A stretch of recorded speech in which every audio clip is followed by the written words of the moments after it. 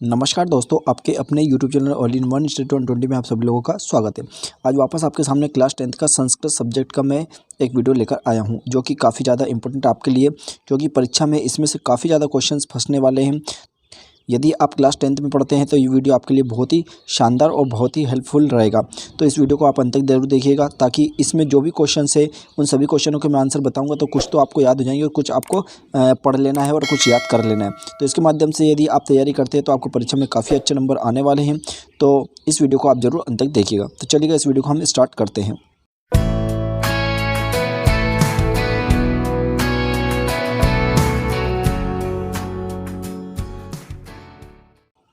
देखिएगा, पहला क्वेश्चन आता है यहाँ पर। सबसे पहला क्वेश्चन आया आपका, उचित विकल्पम चित्वा लिखत, यानी उचित विकल्प पर चुनकर लिखना है। इसमें से भी का नंबर का आया, गत्वा इत्यस्मिन् पदे प्रत्यय अस्ति, यानी गत्वा में कौन सा प्रत्यय है। चार विकल्प आपके सामने है, इसमें से कौन सा उत्तर सही है। तो इसमें से पहला नंबर का बिल्कुल राइट आंसर है। पहले नंबर का है कित्वा प्रत्यय, बिल्कुल राइट आंसर है। ठीक है, इसका ख नंबर का हम देखते हैं। तो इसमें लिखा तुमुन प्रत्यय युक्त, तुमन प्रत्यय युक्त पदम अस्ति, यानी तुमुन प्रत्यय युक्त कौन सा पद है। तो चार विकल्प आपके सामने लिखे हुए, तो इस चार में से एक उत्तर सही है। तो कौन सा उत्तर सही है, तो वो आपका है सेकंड नंबर का, यानी हसी तुम। तो आपको मैं थोड़ा सा तरीका बता देता हूँ। जिस वाक्य में तुम शब्द आ जाता है उसमें तुमुन प्रत्यय होता है। तो इसमें लिखा रहा हसी तुम, तो इसका मतलब तुमुन इसमें प्रत्यय है। ग नंबर का देख लेते हैं। ग नंबर का लिखा है आदाय इत्यस्मिन् पदे प्रत्यय अस्ति, यानी आदाय में कौन सा प्रत्यय है, आपको ये बताना है। तो वही जैसे कि आपका चार विकल्प दिए, चार विकल्प में एक उत्तर सही बताना है। तो एक उत्तर कौन सा सही है आपका, तीसरे नंबर का। थर्ड नंबर का बिल्कुल राइट है, ल्यप। कौन सा प्रत्यय है, ल्यप। अब ये कैसे सब पहचानेंगे हम, तो आधा है जिसमें यह शब्द आ जाता है लास्ट में, उसमें ल्यप प्रत्यय होता है। ठीक है, फिर देखते हैं अगला। अगला आता है हमारा, गतः इत्यस्मिन् पदे प्रत्यय अस्ति, यानी गता में प्रत्यय है। तो कौन सा प्रत्यय है, हम इसको चार विकल्प हम देख लेते हैं। चार विकल्प हमारे सामने दिए हुए हैं, इसमें से एक उत्तर सही है। तो ये थर्ड नंबर का आपका बिल्कुल राइट कित प्रत्यय है। कौन सा है, कित प्रत्यय है, यानी गत जिस वाक्य में ता लास्ट में आ जाता, तहा क्या आता है, जिस वाक्य में ता लास्ट में आता है तो कित प्रत्यय हो जाता है। तो ये कित प्रत्यय हमारा राइट आंसर है। इसका थर्ड नंबर का देख लेते हैं। अयम बालक कहा वीरा, वीरा इत्यस्मिन् वाक्य विशेष पदम अस्ति, यानी जो अयम बालिका वीरा इत्यस्मिन् पदे, ये वाक्य दिया हुआ है, इस वाक्य में आपको विशेष पद कौन सा है, यानी इस पूरे वाक्य में विशेष पद कौन सा है वो आपको लिखना है। तो विशेष पद है आपका यहाँ पर बालिका। क्या है आपका, बालिका विशेष पद है। विशेष पद यानी विशेष शब्द बालिका है। अगर बालिका नहीं होता तो ये पूरा वाक्य आपका अनकम्प्लीट होता। ठीक है, बालिका है तो इसमें जो बालिका विशेष पद दिया, तो हम ये चार में से एक उत्तर छाट के लिख देंगे। तो ये तीसरे नंबर का आपका बालिका बिल्कुल राइट आंसर हो जाएगा। ठीक है, चलिएगा बढ़ते हैं अगला। अगला देख लेते हैं। अगला है च नंबर का, क्या लिख रहा है, रुद्र सिंहा वने वसति अस्मिन् वाक्य विशेष पद किम अस्ति। तो अभी जैसे विशेष्य पूछा था, इसमें विशेषण पूछा है, मतलब इसमें विशेषण शब्द कौन सा है ये हमें बताना है। तो देखो, सिंह किस टाइप का है, तो इसमें कुद्र। क्रुद्र मतलब कैसा होता है, सिंह कैसा होता है, तो शेर कैसा होता है, शेर हमेशा क्रोध में रहता है। ठीक है, तो इसमें सही हमारा आंसर हो जाएगा, फर्स्ट नंबर का सही है क्रोध। क्या जाएगा, क्रोध, ये बिल्कुल राइट आंसर, क्योंकि विशेषण यानी विशेषण शब्द है ये। ठीक है, अब देखते हैं नेक्स्ट अगला क्वेश्चन हमारा क्या आता है।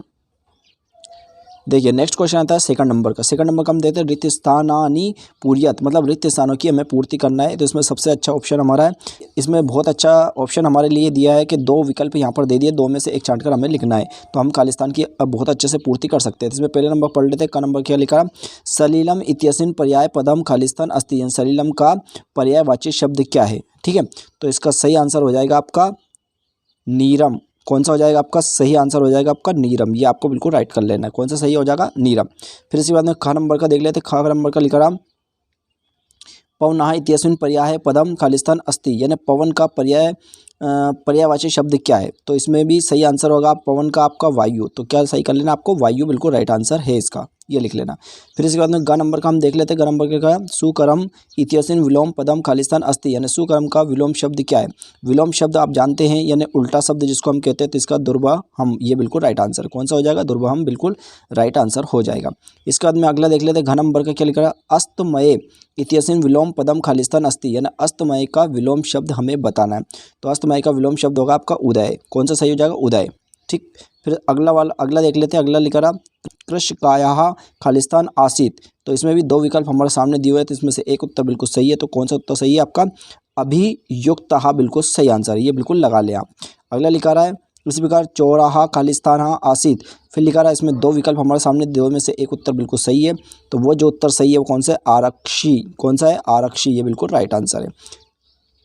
इसके बाद में आता है लास्ट 6 नंबर का, वाची खालिस्तान भवेत। इसमें दो विकल्प हमारे सामने दिए, दो में से एक उत्तर बिल्कुल राइट है। कौन सा? वक्रता बिल्कुल सही है, आप वक्रता इसमें से लगा लें। ठीक है, चलिएगा बढ़ते हैं नेक्स्ट क्वेश्चन की ओर। नेक्स्ट क्वेश्चन नंबर 3 लेकर आ मैंने, युग मेलम कुरुत, यानी युग मेलन यानी हमें सही जोड़ी मिलान करना है, सही जोड़ी बताना है। तो देखिएगा पहला नंबर, अब मैंने आपको जोड़ी को बनाने का हर एक वीडियो में आपको बिल्कुल तरीका बताया किस तरीके से आप जोड़ी मिलान करेंगे। ठीक है, तो देखिएगा हम चलते हैं सबसे पहले अपवाद। ये अपवाद में अगर देखा जाए तो अप उपसर्ग है हमारा। अपवाद में कौन सा उपसर्ग है? अप उपसर्ग। तो अगर देखे जाए तो इसमें हमें जो जोड़ी में मिलान करना पड़ेगा तो इसको हम मिला देंगे 5वें नंबर, यानी अप उपसर्ग है ये। फिर इसी प्रकार ड नंबर का देखें प्राहा रहा, ये हम देख लेते हैं प्राहारा। तो प्राहा में प्रा उपसर्ग है यहाँ पर। कौन सा है? प्राहा रहा में कौन सा उपसर्ग है? प्रा उपसर्ग है। तो प्रा उपसर्ग है तो हम इसको किससे मिला देंगे? इससे प्रा से मिला देंगे। ठीक है, दो चीज़ हो गई। उसके बाद में अगला देखें हम तो बाल के, अगर बाल के देखा तो हमने विभक्ति पढ़ी है, तो बाल के होता है आपका सप्तमी विभक्ति। कौन सी आएगी आपकी? सप्तमी विभक्ति। तो बाल के को हम मिला देंगे ये सप्तमी विभक्ति। ठीक है, इसके बाद फिर देखेंगे लताया, कौन सा लिखा है? लताया, ये आपका है तृतीय विभक्ति। लताया कौन सा है? ये तृतीय विभक्ति। तो हम लताया को तृतीय विभक्ति से मिला देंगे। ठीक है, इसके बाद में लिखा रहा अहम। अहम जो क्या है? ये प्रथमा विभक्ति। अहम क्या है आपका? प्रथमा विभक्ति। तो यह अहम को हम प्रथमा विभक्ति से मिला देंगे। फिर अगला लास्ट बचा हमारा तव। अब इसमें दो विकल्प बचे थे, जैसे आ उपसर्ग और बचा षष्ठी विभक्ति। तो देखो आ उपसर्ग तो हो ही नहीं सकता है, तो तव जो बचा है ये आपका कौन सा हो जाएगा? षष्ठी विभक्ति। तो ये तव को हम मिला देंगे षष्ठी विभक्ति से मिला देंगे। ठीक, तो इस प्रकार ये आपकी जोड़ी भी कंप्लीट हो चुकी है। ठीक है, आगे समझ में कंप्लीट तरीके से। अब बढ़ते हैं नेक्स्ट क्वेश्चन की ओर। देखिए नेक्स्ट क्वेश्चन था क्वेश्चन नंबर 4, एक वाक्य उत्तरत, यानी इसका मतलब एक वाक्य में हमें आंसर देना है। तो इसमें भी का नंबर का हम देख लेते हैं क्या लिखा रहा, वद धातो लट लकारस्य मध्यम पुरुषस्य बहुवचनम लिखत, यानी वद धातु का बहुवचन आपको बनाना है। तो इसका बहुवचन होगा वदथ। कैसे लिखेंगे आप? वदथ ऐसे लिखेंगे, वदथ। ये इसको आपको लिख लेना, वदथ हो जाएगा। ठीक है, इस बार ख नंबर का अगर देख ले हम, तो ख नंबर का क्या लिखा रहा है उस चीज़ को हम देख लेते हैं। देखिए ख नंबर का लिखा रहा है आपका इसी प्रकार, अस धातो लट लकारस्य प्रथम पुरुषस्य एक वचनम लिखत, यानी लट लकार का हमें एक वचन बनाना है। ठीक है, तो एक वचन इसका होगा अस्ति। तो हम यहाँ लिख देंगे अस्ति। कैसे लिखेंगे आप? ये आपको लिख देना अस्ति। ये आपका कंप्लीट आंसर। ठीक, फिर आगे देख लेते क्या है। आगे हम देख लेते हैं क्या लिखा रहा है, लब धातो लट लकारस्य उत्तम पुरुषस्य बहुवचनम लिखत, यानी लब धातु का आपको बहुवचन बताना है। तो इसका होता है लभामय। क्या होगा इसका? लभामय। तो ये मैं लिख के बता देता आपको, लभामय। क्या हो जाएगा? लभामय। इस टाइप से आपको लिख लेना है। क्या लिखेंगे? लभामय। ठीक है, फिर आगे देख लेते हैं। अगला है घ नंबर का, गच्छति क्रियापदे का धातु लिखत, यानी गच्छति में कौन सी धातु है आपको बताना। तो इसका सही आंसर है आपका गम। क्या लिखेंगे? आपका गम। तो गम का गच्छ चलता है तो ये गम धातु हो गई आपकी। ठीक, फिर इसके बाद में अगला देख लेते हैं। इसके बाद अगला लिखा रहा है आपका ड नंबर का लिखा रहा है, सदाचाराः एव परमो धर्मः अस्मिन् वाक्ये अवयव किम अस्ति, यानी इसमें अवयव कौन सा शब्द है। तो इसमें आपका ये एव शब्द अवयव है, ये एव आपको लिख लेना है। ठीक है, इसके बाद अगला देख लेते हैं क्या लिखा रहा है, तत्र विद्यालयः अस्ति अस्मिन् वाक्ये अवयव पदम किम अस्ति, यानी इस पूरे वाक्य में आपका जो अवयव है कौन सा शब्द है। तो इसका सही आंसर है आपका अत्र। क्या लिखना है आपको? ये अत्र बिल्कुल अवयव है। फिर इसी प्रकार 6 नंबर का देख लेते हैं हम आगे नंबर 6 नंबर का लिखा रहा, अत कताप आरंभः अस्मिन् वाक्ये अवयव पदम अस्ति, यानी जो ये वाक्य लिखा है इस वाक्य में हमें ये बताना है कि अवयव कौन सा है। तो इसमें भी आपका कौन सा अवयव है? अत अवयव होता है। तो आपको ये राइट आंसर लिख लेना। चलिएगा बढ़ते हैं नेक्स्ट क्वेश्चन की ओर।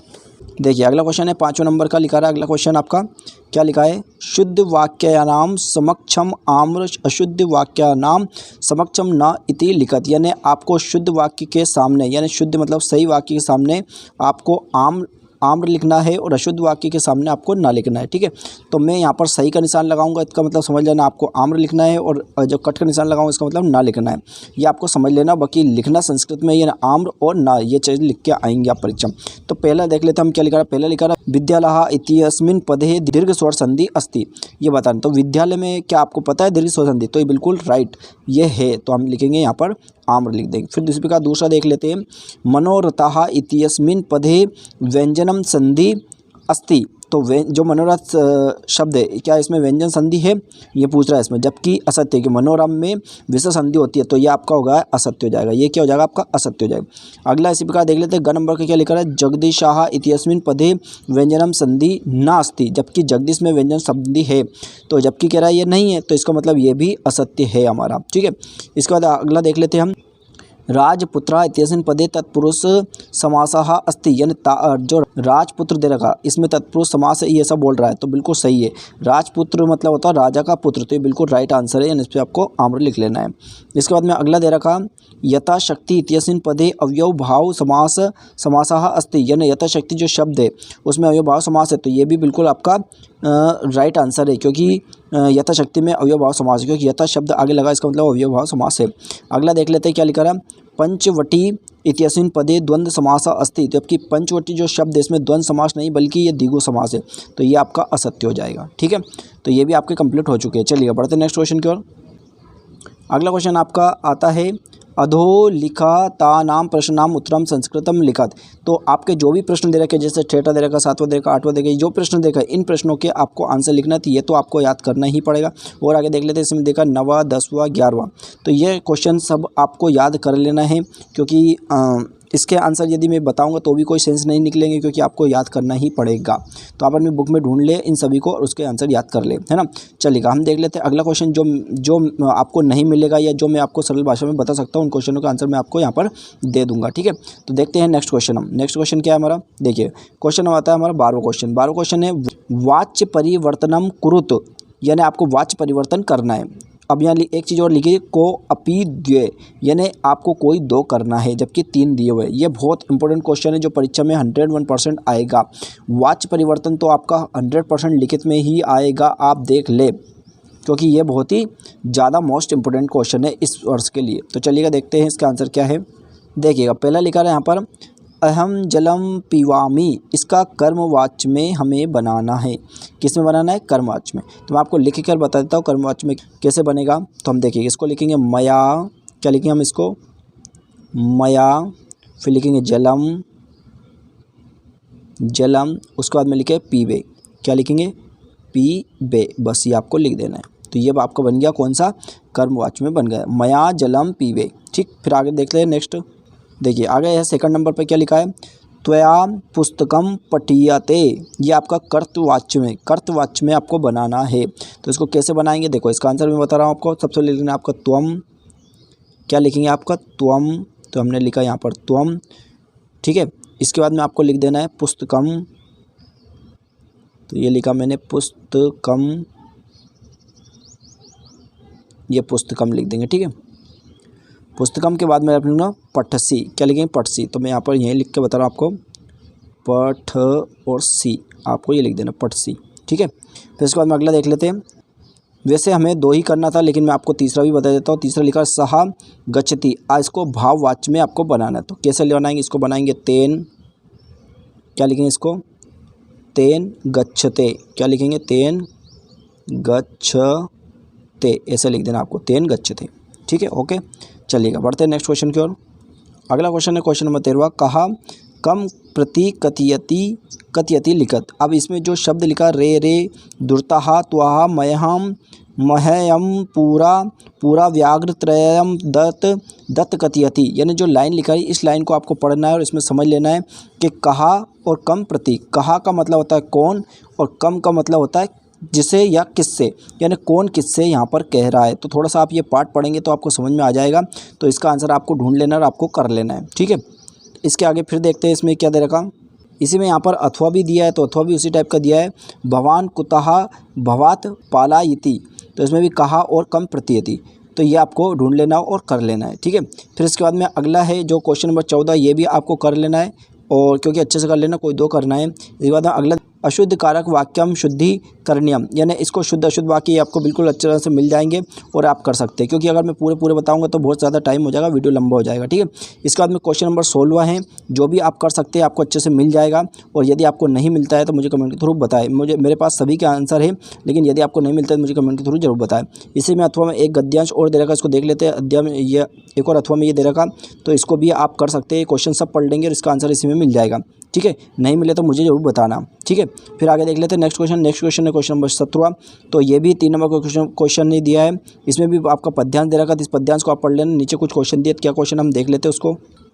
ये हमारे सामने क्वेश्चन दे रखा है, इस क्वेश्चन को आपको पढ़ लेना है, सभी को इन सभी क्वेश्चनों का आंसर नीचे मिल जाएंगे। फिर अथवा में देख लेते हैं, अथवा में फिर एक पद्यांश और दिया है, तो इसमें भी नीचे एक क्वेश्चन दिया है, क्वेश्चनों का आंसर आपको निश्चित तौर पर मिल जाएंगे, आप ढूंढ लेना, यदि नहीं मिले तो मुझे बताना। फिर क्वेश्चन नंबर 18 दे रखा, अधोलिखित नाम नाट्यकांश। क्वेश्चन नंबर 18 जो देखा, इसमें भी यहाँ पर देखिएगा आपके गद्यांश दिए हुए, नीचे क्वेश्चन दिए, इन क्वेश्चनों का आंसर आपको ढूंढकर लिख लेना है, यदि नहीं मिले तो मुझे बताना। अथवा में फिर देख लेते हैं, अथवा में फिर दे रखा, यहाँ पर एक गद्यांश दिया, फिर नीचे के क्वेश्चन दिए, इन क्वेश्चनों को आपको देख लेना, समझ लेना, मतलब इसको निश्चित तौर पर इनके आंसर मिल जाएंगे, ठीक है।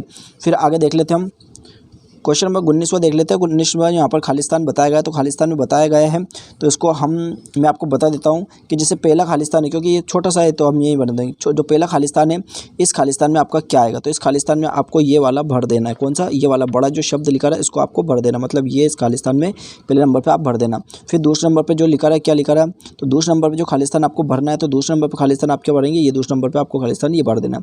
फिर तीसरे नंबर पर खालिस्तान आपको भरना है, तो तीसरे नंबर पर आपको क्या भरेंगे, तीसरे नंबर पर आपको ये भर देना, और चौथे नंबर जो पहले नंबर वाला भर देना, तो ये खालिस्तान आपके कंप्लीट हो जाएंगे।